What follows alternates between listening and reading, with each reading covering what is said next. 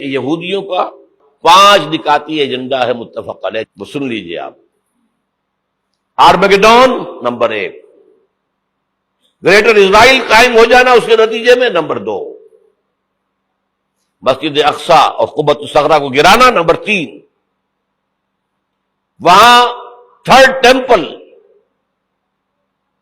وہ مسجد جو حضرت سلیمان نے بنائی تھی 1000 قبل مسیح میں، پھر برباد کی تھی نبوکدنضر نے، دوبارہ بنائی گئی، پھر دوبارہ ختم ہوئی 70 عیسوی تک گری پڑی ہے۔ ان کا خانہ کعبہ گرا ہوا ہے 70 عیسوی سے لے کر آج تک۔ ایک دیوار ہے ویلنگ وال، جہاں جاتے ہیں، روتے ہیں، پیٹتے ہیں، ماتم کرتے ہیں، وہاں وہ بنے گا تھرڈ ٹیمپل۔ اور نمبر 4، اس میں لا کر رکھا جائے گا تخت حضرت داؤد کا۔ یہ تخت کہاں ہے اس وقت؟ یہ لندن شریف کے اندر جو ان کی پارلیمنٹ کا جو چرچ ہے، ویسٹ منسٹر ایبے، اس میں رکھا ہوا ہے۔ ایک پتھر تھا جس پر بٹھا کر حضرت داؤد کی تاج پوشی ہوئی، پھر حضرت سلیمان کی ہوئی، پھر وہ پتھر رکھ دیا گیا جب حضرت سلیمان نے بنایا ہیکل مسجد اقصی، وہاں رہا وہ۔ ہر بادشاہ جو تھا یہودی اسی کے اوپر بٹھا کر اس کی تاج پوشی ہوتی تھی۔ سن 70 میں ٹائٹس نے گرایا اسے، ہیکل کو، وہ پتھر لے گیا، وہاں سے روم گیا، روم سے آئرلینڈ گیا، آئرلینڈ سے اسکاٹ لینڈ آیا، اسکاٹ لینڈ سے انگلینڈ آیا، اور اب وہ رکھا ہوا ہے 14ویں صدی عیسوی سے آج تک۔ وہ ویسٹ منسٹر ایبے میں رکھا ہوا، ایک کرسی کی سیٹ میں اسے بنا دیا گیا ہے تخت کی شکل میں۔ اب انگریزوں میں کوئی ملکہ ہو، کوئی بادشاہ ہو جس کی بھی تاج پوشی ہونی، اس میں ہو۔ یہ لا کر رکھا جائے گا تھرڈ ٹیمپل میں، اور اس پر یہودیوں کے خیال کے مطابق ان کا مسیحا آئے گا جو مسیح دجال ہوگا۔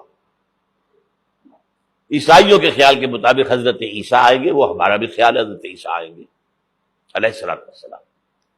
بہرحال یہ تو بات کی باتیں ہیں نا، اس وقت جو میں عرض کر رہا ہوں عربوں پر بہت بڑا عذاب، اور پاکستان کا معاملہ البتہ یہ ہے، میں یقین سے نہیں کہہ سکتا۔ ہینگنگ ان دی بیلنس، ہو سکتا ہے اللہ تعالی ہم پر رحم فرمائے، ہو سکتا ہے، اگرچہ اس کی تو شرائط ہوں گی۔ چمن کے مالک اگر بنا لے موافق اپنا شعار، اب بھی چمن میں آ سکتی ہے پلٹ کر چمن سے روٹھی بہار، اب بھی ہو سکتی ہے۔ اور یہ بھی ہو سکتا ہے کہ اللہ تعالیٰ نے معجزانہ طور پر ہمیں ملک دیا، ہم نے اللہ سے بدعہدی کی، وعدہ خلافی کی، غداری کی، لہذا سزا دی جائے اور ہم سے یہ ملک چھین لیا جائے۔ اٹس جسٹ پاسبل، دور نہ سمجھے، اسے انہونی بات نہ سمجھے۔ جو گھیراؤ ہو رہا ہے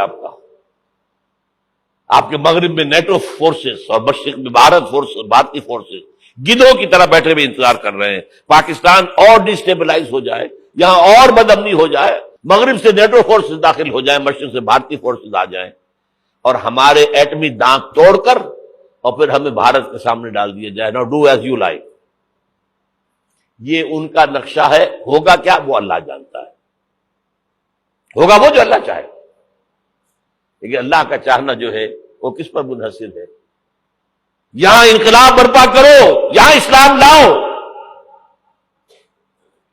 اگر دھندوں میں لگے رہو گے تو وہ خود بخود نہیں آ جائے گا انقلاب۔ صحابہ نے جانیں دی تھی، کتنی تکلیفیں اٹھائی تھی، 12 برس تک مکی دور کے اندر با نشہ درویشی در ساز و دمادم زن، جو پختہ شبی خدرا بر سلطنت جم زن۔ یوم طائف یاد ہے جو حضرت عائشہ فرماتی ہے کہ میں نے پوچھا تھا حضور سے کہ یوم احد سے زیادہ سختی بھی آپ پر کبھی آئی؟ یوم احد پر کیا ہوا تھا؟ تلوار کا وار پڑا تھا آپ کے چہرہ مبارک، یہ جو رخسار کی ہڈی ہے اس کے اندر وار گیا ہے، اوپر خود کی 2 کڑیاں تھیں وہ اس میں گھس گئیں، 2 دندان مبارک شہید ہوئے۔ وہ خود کی کڑیاں ایک صحابی نے اپنے دانتوں سے پکڑ کے کھینچنے کی کوشش کی، دانت نکل گئے، وہ نہیں نکلی، کیا جتن کر کے نکالی گئی ہوگی تو خون کا فوارہ آیا، اتنا خون گیا ہے کہ آپ بے ہوش ہو گئے، گر گئے، اور مشہور یہ ہو گیا کہ آپ کا تو انتقال ہو گیا، شہادت ہو گئی۔ یہ سیرت کبھی پڑھی ہے؟ حضرت عائشہ کے ہوش کا تو یہی دور تھا نا، یوم طائف میں جو آپ کی کیا تھی، بچی تھی، انہیں کیا پتا کیا ہو رہا ہے حضور کے ساتھ۔ 3 دن تک حضور مکے کی گلیاں اور وہاں کے اوباش لوگ پتھراؤ کر رہے گئے تھے اس امید میں کہ شاید وہاں کا کوئی سردار ایمان لے آئے، تو یہاں تو ابو طالب بھی فوت ہو گئے، یہی دنیاوی سہارا تھا، خاندانی سہارا تھا ابو طالب کے ذریعے، اور گھر میں ایک دلجوئی کرنے والی رفیقہ حیات تھی، وہ بھی، ان کا بھی انتقال ہو گیا۔ آپ نے کہا یہ عام الحزن ہے، اب تو سب کو طے ہو گیا قریش کو کہ اب جیسے قتل کر دو ان کو، اسی لیے آپ گئے طائف، شاید وہاں کا کوئی بڑا سردار مانے، ایمان لے آئے مجھ پر، تو میں اپنا مرکز ادھر شفٹ کر دوں۔ تینوں سے ملے ہیں، تینوں نے وہ جواب دیے ہیں، نکل جاؤ یہاں سے، میں تمہارے ساتھ بات بھی کرنے کو تیار نہیں۔ اچھا، تمہارے سوا کوئی نہیں ملا تھا اللہ کو نبی بنا کر بھیجنے کے لیے؟ دیکھو جاؤ، میں بات نہیں کرنا چاہتا، ہو سکتا ہے میں بے عزتی کر بیٹھوں، اور واقعی تم اللہ کے نبی ہو تو میں مارا جاؤں گا، جاؤ جاؤ جاؤ۔ یہ سلوک محبت کے ساتھ ہوا، اور پھر چھوکروں کو، اسٹریٹ ارچنز جنہیں آپ کہتے ہیں، اشارہ کیا تھا، خبر لو ان کی، پتھراؤ ہو رہا ہے، ساتھ کوئی ہے ہی نہیں، ایک آدمی صرف، زید ابن حارثہ۔ اب سامنے سے پتھر آ رہے ہیں تو حضرت زید آگے آ جاتے ہیں، ڈھال بنتے ہیں، مجھے لگے پتھر حضور کو رہے، آپ پیچھے سے آ رہے ہیں، چاروں طرف سے تو ڈھال نہیں بن سکتا ایک شخص، جسم لہو لہان، خون جا کر جوتیوں میں جم گیا ہے، جوتی اتر نہیں۔ پھر وہاں سے واپسی پر جو دعا مانگی ہے، اوف، اللہم الیک اشکو ضعف قوتی وقلت حیلتی وہوانی علی الناس، اے اللہ تیری جناب میں فریاد لے کر آیا ہوں اپنی قوت کی کمی کا، اپنے وسائل کی کمی کا، اور جو ذلت و خواری ہو رہی ہے لوگوں کے سامنے، الا من تکلنی، مجھے کس کے حوالے کر دیا ہے، الا بعیدی یتجہمنی، یہ میرے اوپر ہجوم کر کے آ جائے، حملہ کریں، اور عدو من لگتا امرے، یہ دشمن کے حوالے میرا معاملہ کیا، جو چاہے کرتے وہ۔ لیکن پھر عبدیت غالب آتی ہے، ان لم یکن علی غضبک فلا ابالی، اللہ اگر تو ناراض نہیں ہے تو مجھے کوئی پرواہ نہیں، سر تقسیم خم ہے جو مزاج یار میں آئے، مجھے اندیشہ یہ ہے کہ تو ناراض تو نہیں ہوگی۔ یہ تکلیفیں جھیلی ہے، سینکڑوں صحابہ نے جانوں کا نذرانہ پیش کیا ہے، یہ ہے سیرت النبی۔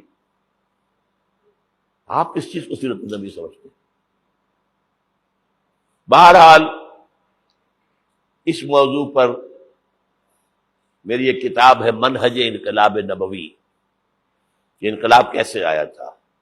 اگر دل میں ذرا بھی آرزو پیدا ہو گئی ہو کہ اللہ قبول کر لے مجھے بھی، مجھے قبول کر لے اس کام کے لیے، تو وہ کتاب آپ کے لیے مست ہوگی، اس کا پڑھنا۔ فمحمدنا هو سيدنا فالعز لنا لإجابته الله الله